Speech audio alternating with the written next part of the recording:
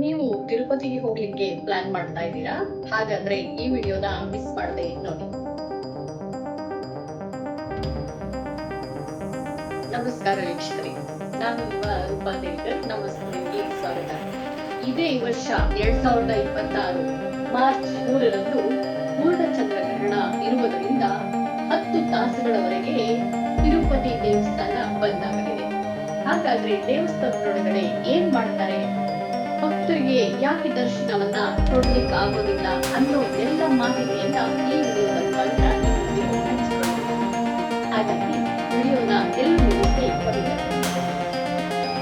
ಭಾರತದ ಅತ್ಯಂತ ಶ್ರೀಮಂತ ಮತ್ತು ಪವಿತ್ರ ಕ್ಷೇತ್ರವಾದ ತಿರುಮಲ ತಿರುಪತಿ ದೇವಸ್ಥಾನದ ಬಗ್ಗೆ ಒಂದು ವಿಶೇಷ ಮಾಹಿತಿ ಇಲ್ಲಿದೆ.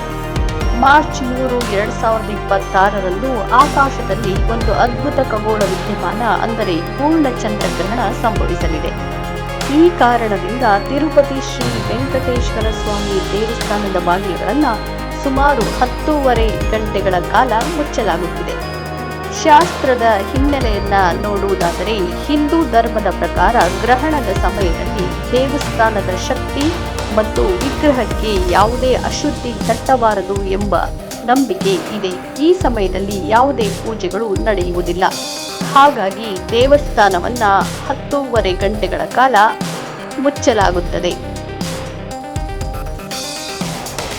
ಗ್ರಹಣದ ಸಮಯವನ್ನ ನೋಡುವುದಾದರೆ ಮಾರ್ಚ್ 3 ಮಧ್ಯಾಹ್ನ 3:20ಕ್ಕೆ ಗ್ರಹಣ ಆರಂಭವಾಗಿ ಸಂಜೆ 6:47ಕ್ಕೆ ಮುಕ್ತಾಯವಾಗಲಿದೆ.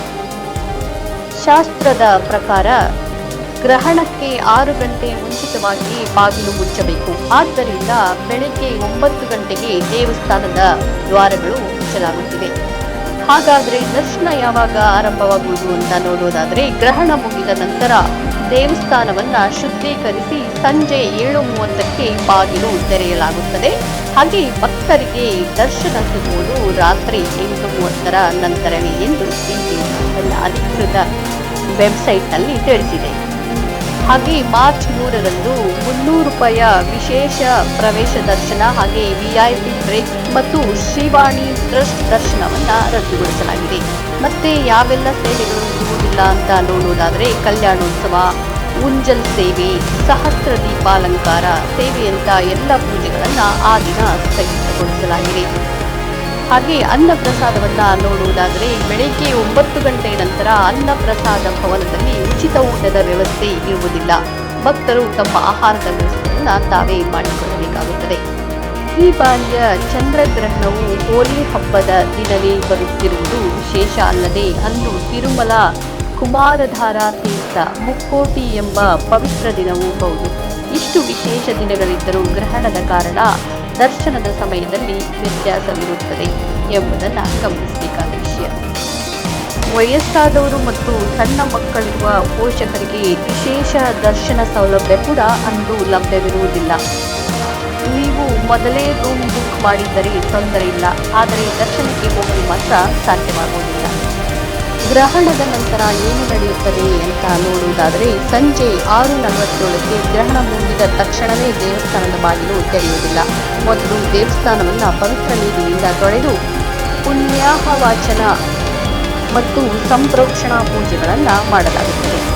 ಎಲ್ಲ ಪೂಜೆಗಳು ಮುಗಿದ ನಂತರ ರಾತ್ರಿ 8:30ಕ್ಕೆ ಭಕ್ತರಿಗೆ ದರ್ಶನಕ್ಕೆ ಅನುಮತಿ ನೀಡಲಾಗುತ್ತದೆ. ಆದರೆ ಆ ಸಮಯದಲ್ಲಿ ಜನದಟ್ಟಣೆ ಅತಿ ಹೆಚ್ಚಾಗಿರುತ್ತದೆ ಎಂಬುದನ್ನು ನೆನಪಿಟ್ಟುಕೊಳ್ಳಿ. ಹಿಂದೂ ಸಂಪ್ರದಾಯದ ಪ್ರಕಾರ ಗ್ರಹಣದ ಸಮಯದಲ್ಲಿ ಆಹಾರವನ್ನು ಸೇವಿಸುವುದು ನಿಷೇಧಿಸಲಾಗಿದೆ.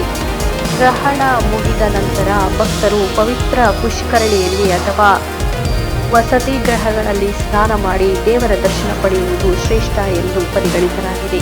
ಗ್ರಹಣದ ಸಮಯದಲ್ಲಿ ಭಕ್ತರು ದೇವಸ್ಥಾನದ ಹೊರಗಡೆ ಅಥವಾ ತಮ್ಮ ಸ್ಥಳಗಳಲ್ಲಿ ಕುಳಿತು ಓಂ ನಮೋ ವೆಂಕಟೇಶಾಯ ನಮಃ ಅನ್ನೋ ಮಂತ್ರವನ್ನ ಜಪಿಸಿದರೆ ತುಂಬಾ ಒಳ್ಳೆಯದು ಎಂದು ಹೇಳಲಾಗಿದೆ. ಹಾಗೆ ಮನೆಯಲ್ಲಿ ಆಚರಿಸಬೇಕಾದ ವಿಧಿವಿಧಾನಗಳನ್ನು ನೋಡುವುದಾದರೆ ಗ್ರಹಣ ಮುಗಿದ ನಂತರ ಎಲ್ಲರೂ ಸ್ನಾನವನ್ನು ಮಾಡಿ ಮನೆಯನ್ನು ಸ್ವಚ್ಛಗೊಳಿಸಿ ದೇವರ ಫೋಟೋಗಳನ್ನು ತೊಳೆದು ಪೂಜಿಸುವುದು ಒಳ್ಳೆಯದು.